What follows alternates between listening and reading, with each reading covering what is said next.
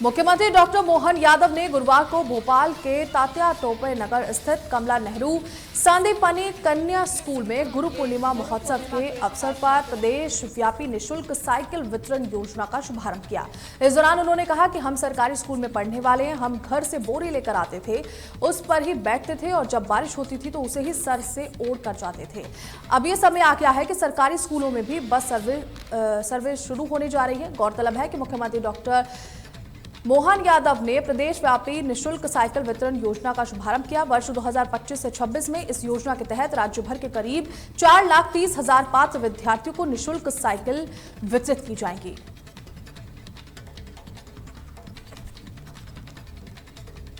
मध्य प्रदेश सरकार में मंत्री विश्वास कैलाश सारंग ने प्रदेश कांग्रेस अध्यक्ष जीतू पटवारी पर जोरदार हमला बोला है।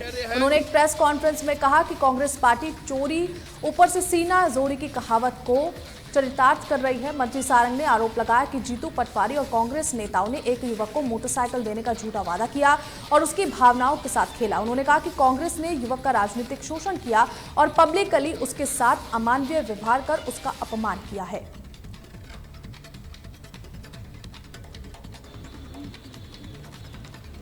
आश्चर्य है, फिर कांग्रेस वही कहावत को चरितार्थ कर रही है कि चोरी और ऊपर से सीना जोरी। आपने एक नौजवान युवक की भावनाओं के साथ खिलवाड़ किया, उसे मोटरसाइकिल देने का झूठा आश्वासन देकर उसका राजनीतिक शोषण करते हुए जनता के बीच में पब्लिकली उस व्यक्ति के मान को क्षति पहुंचाने का काम किया कि उसे मल खिलाया गया। अपनी राजनीतिक रोटी सेकने के लिए कांग्रेस के कार्यकर्ता कितना नीचे गिरेंगे। मध्य प्रदेश के भांडेर कस्बे से गुजरने वाली पहुज नदी में एक 12 वर्षीय बालक का शव बहता हुआ मिला। ये दृश्य ग्राम बिश्रेंटा में देखने को मिला है, जहां स्थानीय लोगों ने शव को देखकर तत्काल पुलिस को सूचना दी। सूचना पर भांडेर पुलिस मौके पर पहुंची और एसडीआरएफ टीम की मदद से शव को नदी से बाहर निकाला गया। मृतक की पहचान अतुल पुत्र चंद्रकांत के रूप में हुई है, निवासी उत्तर प्रदेश। परिजनों के अनुसार अतुल सुबह शौच के लिए घर से निकला था, लेकिन इसके बाद वो घर नहीं लौटा। संदेह होने पर तलाश शुरू की गई, जिसके बाद अतुल का शव एमपी सीमा में पहुज नदी में मिला है। लेटरिंग करने गया सवेरे, बच्चों लोगों ने बोला चलो नहा लेंगे। नहाते नहाते मैं बस गहरे में गया और साथ में लेटरिंग हो रहे थे, मैंने गौर नहीं किया, चला गया डूब के। हम लोगों ने पूरा भांडे का पुल तक देखा। तो लेटरिंग करने गया सवेरे। खंडवा जिला अस्पताल में उपचार के बाद 2 प्री मैच्योर जुड़वा बच्चों को नया जीवन मिला है। पुनासा निवासी नेहा अंजुम ने जून माह में समय से पहले 2 जुड़वा बच्चों को जन्म दे दिया था, जिस कारण उन्हें जिला चिकित्सालय की नवजात शिशु गहन चिकित्सा इकाई एसएनसीयू में भर्ती किया गया। एसएनसीयू में शिशु रोग विशेषज्ञ डॉक्टर कृष्णा और उनकी टीम ने लगातार निगरानी रखकर बच्चों का इलाज किया। डॉक्टर के अनुसार दोनों बच्चों को जन्म के समय संक्रमण का खतरा था और उन्हें सांस लेने में कठिनाई हो रही थी, इसीलिए उन्हें सीपैप तकनीक से ऑक्सीजन दी गई, जिससे उनका ऑक्सीजन स्तर नियंत्रित किया गया। लगातार इलाज और देखभाल के चलते दोनों बच्चों की स्थिति में सुधार हुआ और अब वो पूरी तरीके से स्वस्थ हैं।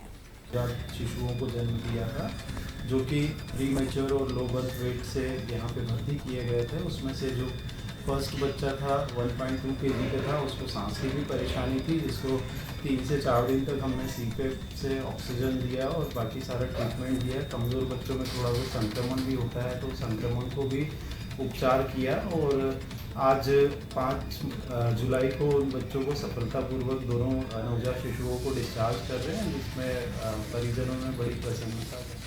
केंद्र सरकार द्वारा लगाए जा रहे 4 श्रम संहिताओं और कोल माइंस के निजीकरण के खिलाफ उमरिया जिले की 7 कोल माइंस पूरी तरह ठप रही। हड़ताल के दौरान करीब 2000 मजदूरों ने काम बंद रखा, जिससे लगभग 2 करोड़ रुपए का नुकसान हुआ है।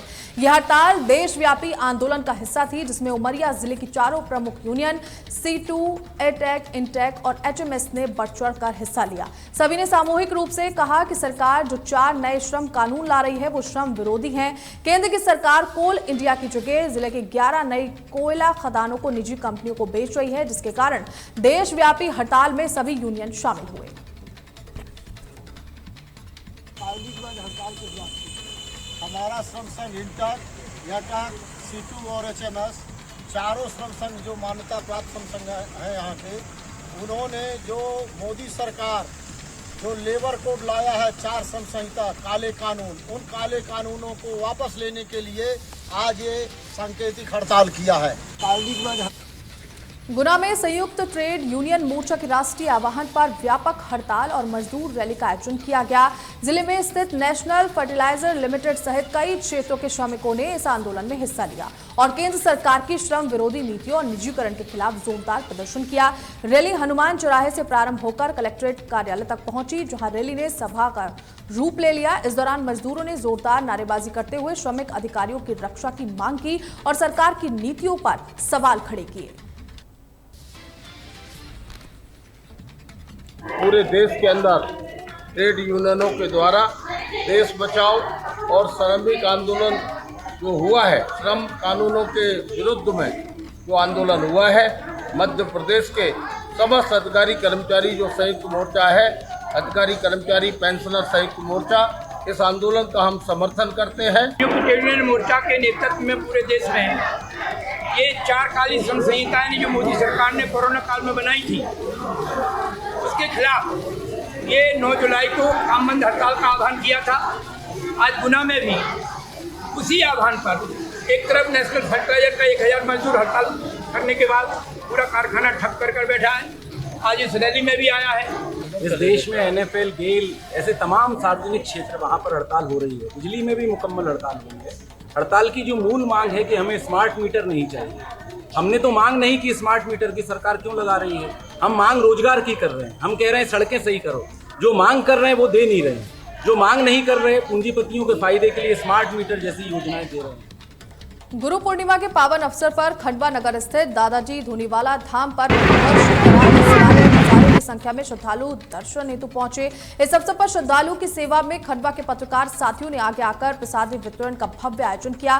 प्रसादी वितरण कार्यक्रम SN कॉलेज के पास आयोजित किया गया, जहां भज्जी की प्रसादी श्रद्धालुओं को वितरित की गई। आयोजन में स्थानीय लोगों और बाहर से आए श्रद्धालुओं ने प्रसादी ग्रहण कर पुण्य का लाभ लिया।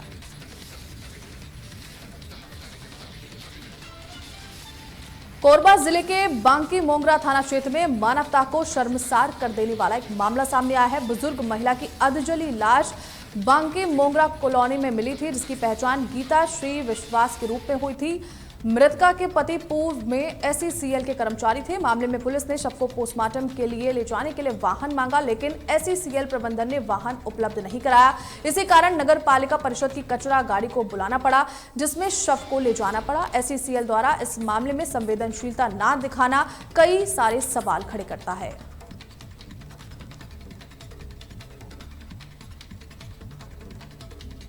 मनेंद्रगढ़ जिले में लगातार 5 दिनों से हो रही भारी बारिश के कारण हसदेव नदी का जलस्तर खतरे के निशान से ऊपर पहुंच गया है। इसके बावजूद स्थानीय मासूम बच्चे और ग्रामीण उफनती नदी में नहाने और बहकर आई लकड़ियां बटोरने के लिए जोखिम भरे कदम उठा रहे हैं। छोटे छोटे बच्चे बिना किसी सुरक्षा के तेज बहाव वाली नदी में नहाते दिख रहे हैं, जो किसी भी वक्त बड़े हादसे को दावत दे सकते हैं। नदी का गहरा पानी और तेज बहाव उनकी जान के लिए गंभीर खतरा बना हुआ है। तहलका डिजिटल न्यूज टीम सभी स्थानीय लोगों से अपील करती है कि वो उफनती नदी और नालों के पास ना जाएं और खासकर बच्चों को नदी में खेलने से रोकें, ताकि किसी भी अप्रिय घटना से बचा जा सके।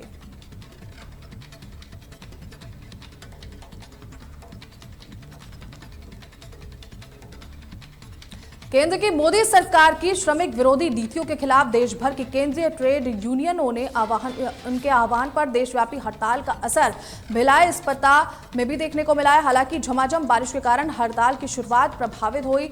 बता दें कि बोरिया गेट और मुर्गा चौक पर यूनियन नेताओं ने प्रदर्शन किया, लेकिन भारी बारिश की वजह से वहां मजदूरों की संख्या कम रही। बता दें कि यूनियनों ने वेतन समझौते को लेकर भी प्रदर्शन किया।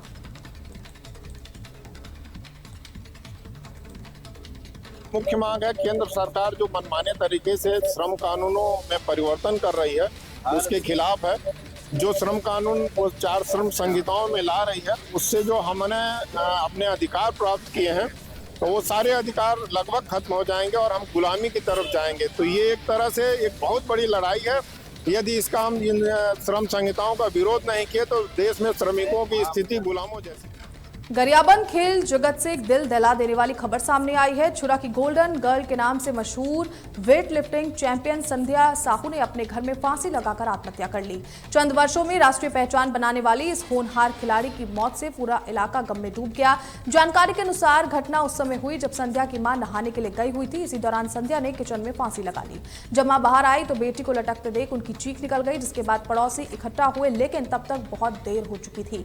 संध्या भले इस दुनिया में अब नहीं है, लेकिन उसकी चमक और उसकी कहानियां हमेशा प्रेरणा बनकर जिंदा रहेगी। में कल संध्या साहू जो वेटलिफ्टर की खिलाड़ी भी है, उसके पड़ोसियों ने देखा था कि वो फांसी लगा रही है, जिसकी सूचना उसने उनके पिताजी को भी दिया था। उसके घर वाले तत्काल मौके पर परिजनों ने भी उसको फांसी से उतारा, हॉस्पिटल ले गए, जहाँ पे उसकी मृत्यु हो जाना बताया गया। उसकी सूचना थाने में दी गई, फिर थाने में मर्ग कायम किया गया, शव को पंचनामा कार्रवाई पश्चात पीएम भी कराया गया। तो हमें कल संध्या साहू जो वेटलिफ्टर की खिलाड़ी भी है, उसके पड़ोसियों ने देखा था कि वो फांसी लगा रही है। युवा मोर्चा जिलाध्यक्ष ब्रजेश यादव और कांग्रेस कमेटी के नेतृत्व में आज राजपुर तहसील कार्यालय के समक्ष NH 343 पर धरना प्रदर्शन करते हुए चक्का जाम किया गया, जो लगभग आधे घंटे तक चला। बता दें कि अंबिकापुर से रामानुगंज तक 110 किलोमीटर लंबी सड़क बेहद जर्जर हो चुकी है। इस सड़क में बड़े बड़े गड्ढे बन गए हैं, जो इस बारिश के मौसम में राहगीरों के लिए जानलेवा साबित हो रहे हैं। जर्जर सड़क की वजह से लंबे रूट की गाड़ियां अपनी मार्ग बदल रही हैं, जिससे आम लोगों को काफी ज्यादा परेशानियां हो रही हैं। नेशनल हाईवे की स्थिति बहुत ही खराब है। लगातार युवा कांग्रेस के द्वारा मांग किया जा रहा है कि इसका सुधार कार्य कराया जाए, लेकिन आज तक इस पर कोई ध्यान प्रशासन की ओर से नहीं दिया जा रहा है।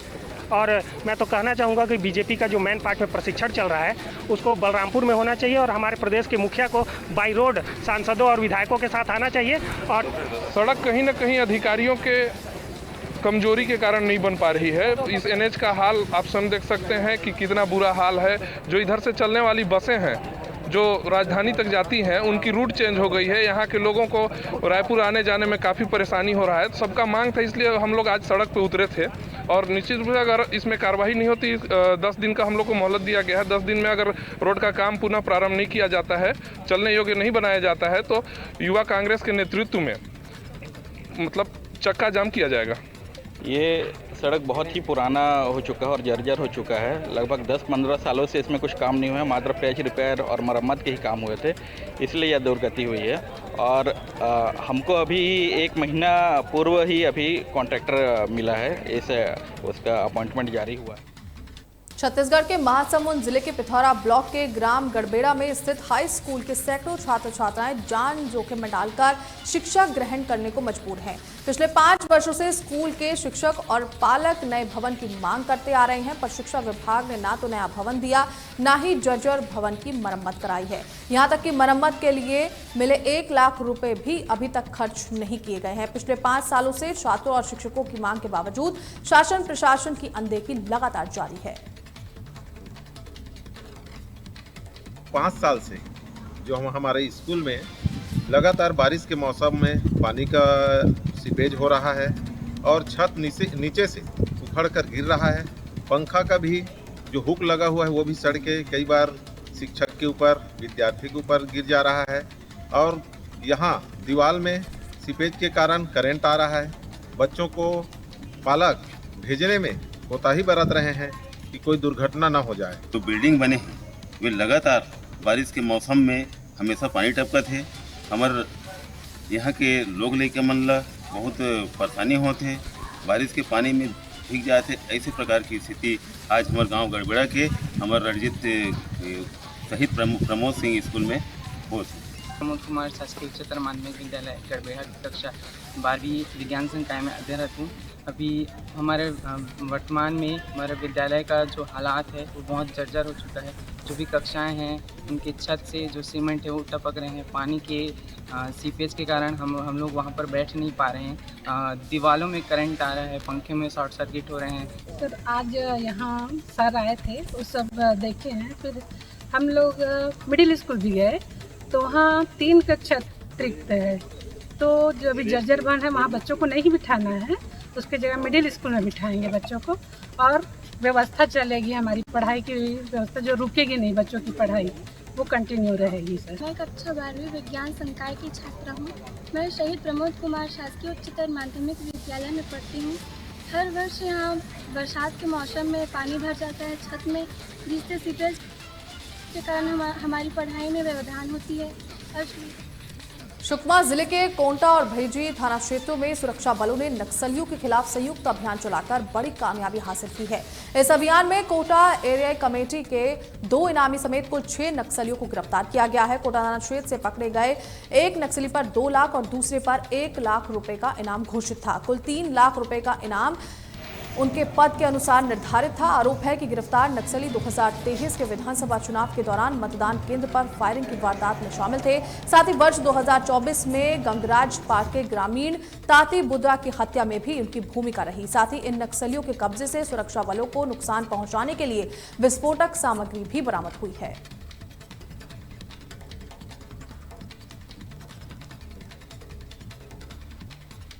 गरियाबंद के मैनपुर पहुंचे छत्तीसगढ़ प्रदेश कांग्रेस कमेटी पीसीसी के अध्यक्ष दीपक बैज ने आज मैनपुर से जन न्याय यात्रा का शुभारंभ किया।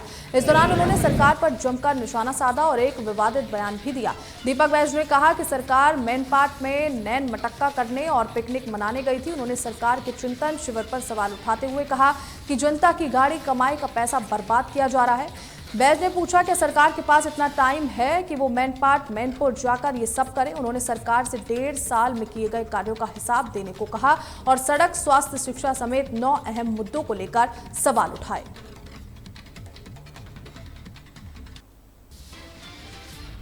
जनता के लिए क्या क्या किया है, एक श्वेत पत्र जारी कर ले, एक सूची जारी कर ले, ताकि छत्तीसगढ़ की जनता भी तो देख सके।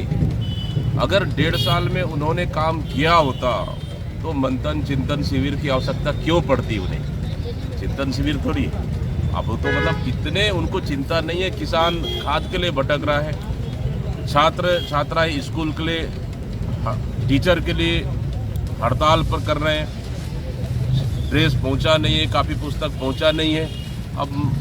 अब मैनपुर में जाके नैन मटक्का कर रहे हैं। क्या यही सरकार, क्या जनता की गाड़ी कमाई का दुरुपयोग नहीं है? क्या सरकार के पास इतनी टाइम है पिकनिक मनाने जा रहे हैं, वहाँ नैन मटक्का कर रहे हैं? जनता सब देख रही है। आने वाला 3 साल के बाद इस सरकार को जबरदस्त जवाब देगी, इसकी जनता ने तैयारियां कर ली है। दीपक बैज का बयान आया है। अब तकलीफें तो है ही हैं, सब चुनाव हार गए पूरी तरह से, और करनी अगर नहीं सुधारेंगे तो और आगे भुगतेंगे। मध्य प्रदेश और छत्तीसगढ़ की अहम खबरों में फिलहाल इतना ही। खबरों को देखने के लिए बने रहे तहलका डिजिटल के साथ। नमस्कार।